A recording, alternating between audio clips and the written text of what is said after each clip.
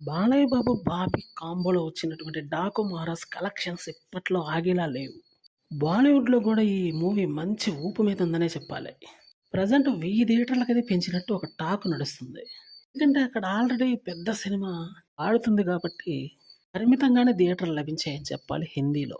అక్కడ టోటల్‌గా అయితే ఇప్పటివరకు 1,00,00,000 రాబట్టినట్టయితే ఒక టాక్.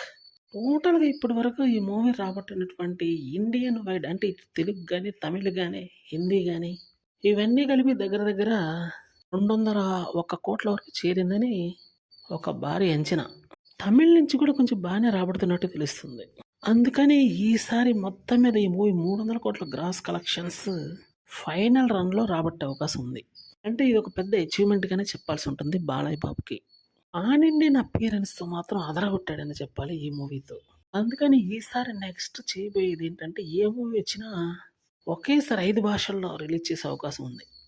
ఈ సినిమా అయితే ఆ విషయం గట్టిగా అర్థమైంది. ఒకేసారి రిలీజ్ చేయాలని భారీ అంచనాకొచ్చేసారు. ఇదే జరిగితే మాత్రం ఏ మూవీ రిలీజ్ అయినా సరే హిట్టే. కలెక్షన్స్ సూపర్ హిట్టే. బాక్స్ ఆఫీస్ ఫైనల్ కలెక్షన్ అయితే బంపర్ హిట్టే. సో ఈసారి జరగబోయేది అదే.